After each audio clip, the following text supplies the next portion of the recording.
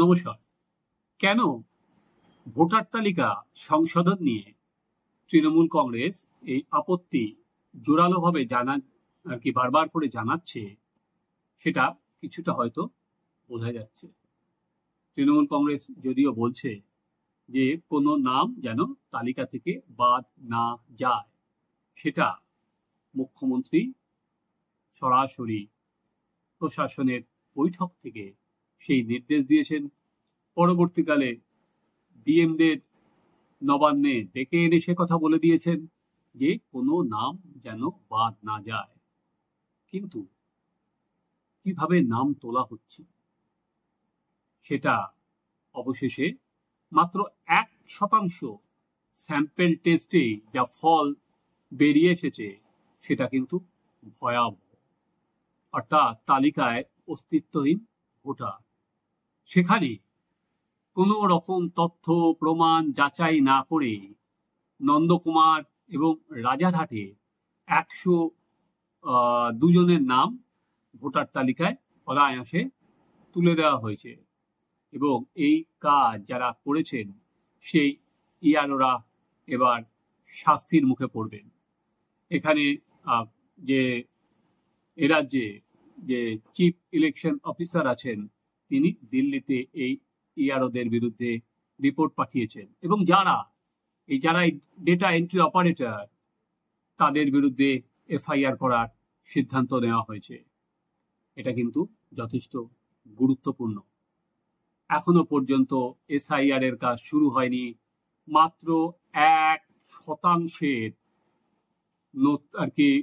Survey করে যে তথ্য উঠে এসেছে এই যে ভুয়ো নাম ঢোকানোর, সেটা কিন্তু ভয়াবহ। আগে চলুন আমরা ঘটনাটা কি হয়েছিল আগে আমরা সেটা একটু দেখে নিই, তারপর আমরা এই খবরের বিশ্লেষণ করব।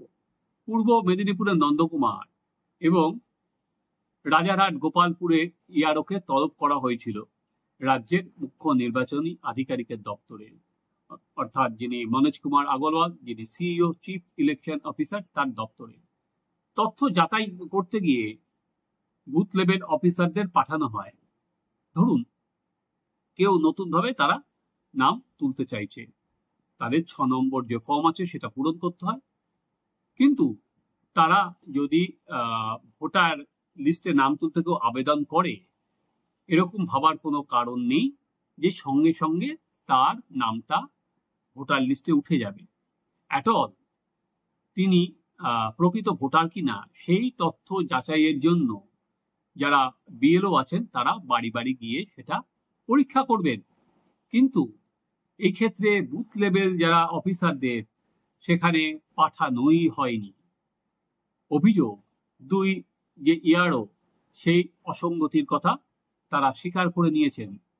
নন্দকুমারের ইয়ারও স্বীকার করে নিয়েছেন যে প্রায় 59 জন ভোটার রয়েছেন এবং 43 জন ভোটার রয়েছেন গোপালপুরের ক্ষেত্রে।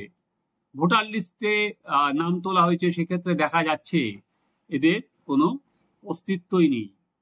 আজকে পুরোটা ভুয়ো ভোটার। মাত্র আপনারা ভাবতে পারছেন 1%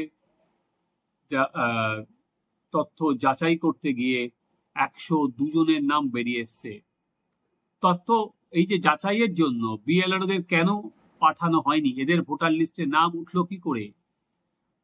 এই যে ইয়ারোদের কাছে যে নিজেদের আইডি আছে, তারা সেই আইডিটা শেয়ার করে দিয়েছিলেন হচ্ছে এই ডেটা এন্ট্রি অপারেটরদের কাছে, এবং সেখানে যারা অস্তিত্বহীন ভোটার তাদের নাম এই যুক্ত হয়ে গেছে, তাদের নাম আপনা আপনি উঠে গেছে, যেখানে বিএলওরা চেকও করেননি, অ্যাটল এদের বাড়িতেও যাননি, কারণ তাদের বিএলওদের জানানোই হয়নি। এবার এদের বিরুদ্ধে আইনি পদক্ষেপ নিতে চলেছে নির্বাচন কমিশন। দিল্লিতেও জানা গেছে এদের বিরুদ্ধে যেমন এফআইআর হবে, তেমনি ডেটা এন্ট্রি অপারেটরদের এজেন্সিগুলোকেও ব্লক করার সিদ্ধান্ত নেওয়া হয়েছে। আর নন্দকুমার ও রাজারহাট গোপালপুরের ইয়ারোদের বিরুদ্ধে শৃঙ্খলা ভঙ্গের যে অভিযোগ, সেই অভিযোগের ক্ষেত্রেও নির্বাচন কমিশনারকে জানানো হয়েছে। এবার আসল প্রশ্নটা হচ্ছে অন্য। আমি সেই বিশ্লেষণে ঢুকি। এখানে আমরা প্রথম থেকে দেখছি যে রাজ্য প্রশাসনের প্রধান মুখ্যমন্ত্রী কিন্তু বলছেন যে কোনো অবস্থাতেই নাম বাদ দেওয়া যাবে না। সেটা তিনি প্রশাসনিক বৈঠকে বলেছেন, বিএলওদের বলেছেন কোনো নাম বাদ দেওয়া যাবে না। সেটা তিনি ডিএমদের নির্দেশ দিয়েছেন নবান্নে ডেকে এনে কোনো নাম বাদ দেওয়া যাবে না। এবার এই যে কাদের নাম উঠল, এই যে যাদের ভোটার লিস্টে যে 59 জন এবং 43 জনের নাম ভোটার লিস্টে এলো, কিভাবে এলো, কারা এই ডেটা এন্ট্রি অপারেটরদের এই নামটা তুলে দিল, সেইটা কি তদন্তে আসবে? আমি এই ডেটা এন্ট্রি অপারেটরদের বিরুদ্ধে তদন্ত তো ধরুন শুরু হলো বা পুলিশে হলে, যেখানে মুখ্যমন্ত্রী সরাসরি মঞ্চ থেকে বলছেন যে এদের বিরুদ্ধে কোনো কারোর নাম কোনো বাদ দেওয়া যাবে না, সেখানে আমি জানি না পুলিশি তদন্তে কতদূর কি উঠে আসবে। কিন্তু কিন্তু যদি রুটে ঢুকতে হয়, যদি পুরো চেনটাকে বার করতে হয়, তাহলে শুধু কি পুলিশি তদন্ত হবে আমি জানি না, নাকি সিবিআই আদালতে গিয়ে আরো কোনো উচ্চ তদন্ত বা অন্য কোনো এজেন্সির হাতে তদন্ত তার দাবি জানাবে। কারণ এটা একমাত্র স্যাম্পল টেস্ট, 1% স্যাম্পল টেস্টেই ধরা পড়েছে। এরকম কত ডেটা এন্ট্রি অপারেটরদের হাতে ছেড়ে দেওয়া হয়েছে, গত 1 বছরে কত নাম তোলা হয়েছে। Chief electoral officer West Bengal, তাকে উদ্দেশ্যে 28 জুলাই যিনি সিইও আছেন মনোজ কুমার আগরওয়াল, তিনি একটা চিঠি দিয়েছিলেন এই ইয়ারোদের কাজ নিয়ে। আমি আপনাদের সামনে চিঠির কিছুটা অংশ পড়ে দিচ্ছি, আপনারা আমার স্ক্রিনেও দেখতে পারবেন। This is to inform that it has been revealed during sample checking of disposal of forms received during continuous updation that some cases provision of registration of Electors Act 1960 are not being followed.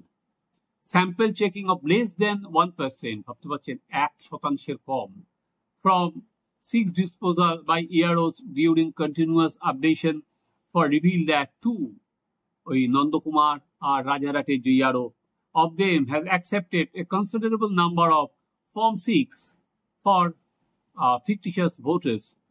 In all these cases, BLO verification was dispensed with without any apparent urgently, and similar documents were captured for a large number of application forms and their verification reports. Both the EROs have admitted that they have provided user access to the ERO net to the AERO OC election video office casual data entry operator, who had thereafter disposed of Form 6 application. তাহলে এরপরে চিঠিতে যেটা বলা হয়েছে, district election officer আর further direct to ensure that the OC election posted in video office and casual daily wages a contracted data entry operator are not involved the disposal of Form 678 for the discharge of any function and duties in ERO-net. তাদের কোনো যখন contractual কর্মী না রাখা হয় সেটাও না করে দেওয়া হয়েছে। তাহলে যে বিডিও অফিস থেকে বা যে কার্যালয় থেকে এরা যে নামগুলো তুলেছে, আর কারা কারা, দেখুন ডেটা এন্ট্রি অপারেটর এরা কারা হয়, ক্যাজুয়াল স্টাফ, এরা কিভাবে নিয়োগ হয় আমরা জানি। এরা এখন কোনো জায়গায় যে কোনো জায়গায় পুরসভায় ধরুন, পঞ্চায়েতে ধরুন, বা অন্য কোনো ক্ষেত্রেই ধরুন, বা এই পুলিশে ধরুন, যে সিভিক পুলিশ, সিভিক ভলেন্টিয়ার, তারা কিভাবে হচ্ছে, তারা কোনো শাসক দলের কাউকেও পাঠাচ্ছে, সেই ছত্রছায়ায় থাকা সেসব লোকেরা এরকম ডাটা এন্ট্রি অপারেটর 10,000 12,000 টাকা পাচ্ছে। এরা একনিষ্ঠ কর্মী হিসাবে বা কোনো নেতার সহযোগী হিসাবে কাজ করছে।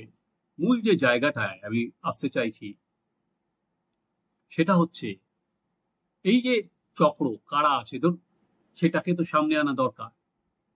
শুধুমাত্র 2 জন ডেটা এন্ট্রি অপারেটর, তাদের বিরুদ্ধে এফআইআর হলো, এবং এফআইআর হলো লোক দেখানো একটা গ্রেপ্তার হয়তো করতেই হবে, কোনো উপায় থাকবে না।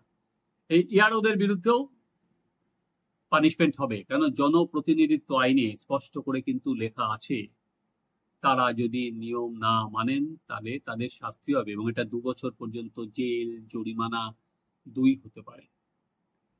বাট যদি রাজ্য সরকারের এই যে যারা অফিসার আছেন বা যাদের বিরুদ্ধে এই ব্যবস্থা নেওয়া হবে, এবং তার সঙ্গে রাজ্য সরকারের পুলিশ বা তারা যদি সাপোর্ট না করেন, তাহলে কিন্তু সংঘাত আরো বাড়বে।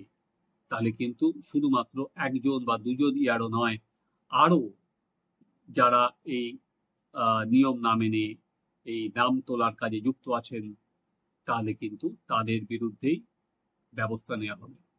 আমরা কি দেখছি, দিল্লিতে তৃণমূল কংগ্রেস, অন্যান্য যে সমস্ত বিরোধী রাজনৈতিক দল আছেন, তাদের সঙ্গে উচ্চগ্রামে বলতে শুরু করেছেন এসআইআর তারা মানবেন না। এসআইআর কিভাবে নাম বাদ দিয়ে দেওয়া হয়েছে, বাঙালি বলেই নাম বাদ দিয়ে দেওয়া হচ্ছে, সেখানে বাংলাদেশি বলে সবাইকে তাড়িয়ে দেওয়া হচ্ছে, তো নানা রকম যুক্তি সামনে আনছেন।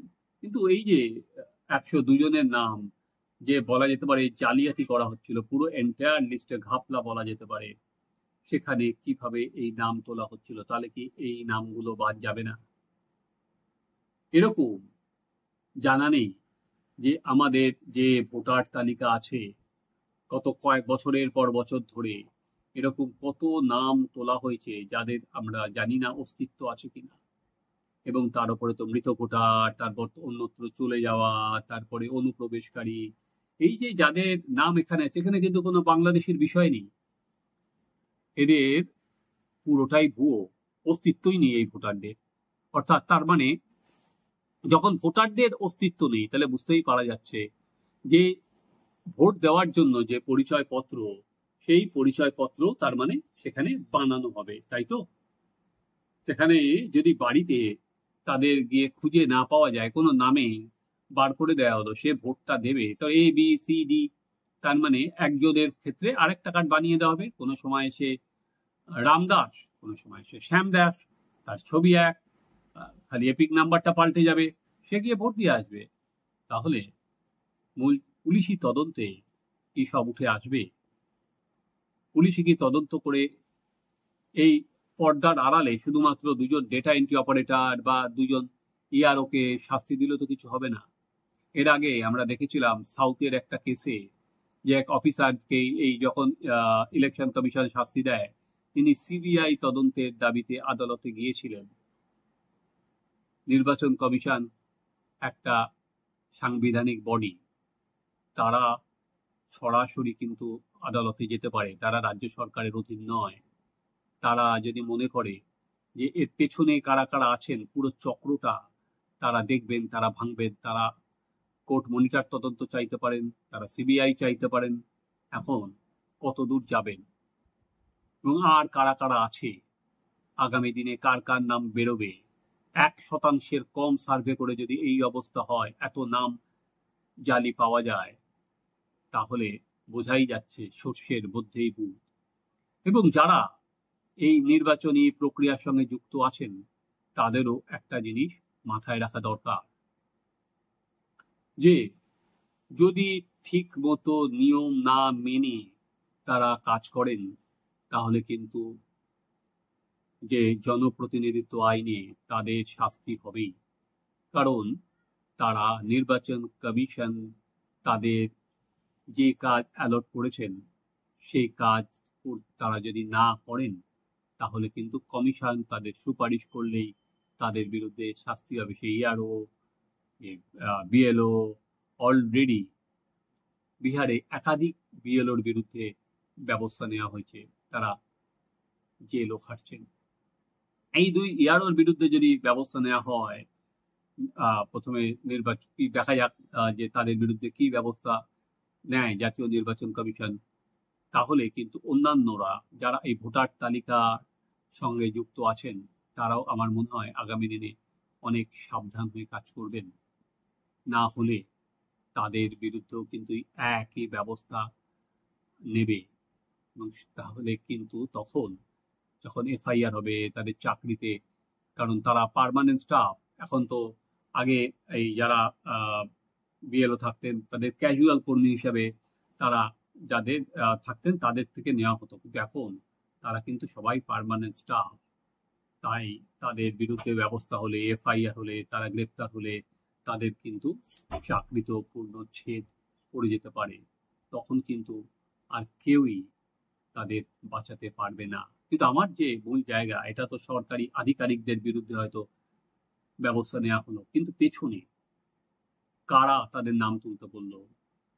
এবং এই শুধুমাত্র তো নাম তোলা নয়, ভুয়ো ভোটারদের জন্য যে কার্ড তৈরি করে দেওয়া, সেটা কি একটা কোনো চক্র কাজ করছে? যেটা আমরা বিভিন্ন জায়গায় দেখতে পাচ্ছি, আধার কার্ড, ভোটার কার্ড, সেগুলো বানিয়ে দেওয়া হচ্ছে। এগুলো কি সংগঠিতভাবে করা হচ্ছে রাজ্য জুড়ে? সেটাই কিন্তু আসল।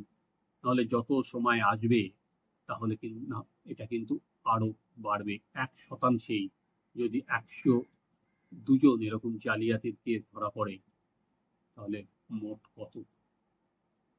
আপনারা দেখতে থাকুন আমাদের চ্যানেল সাবস্ক্রাইব করুন, আপনাদের মতামত জানান।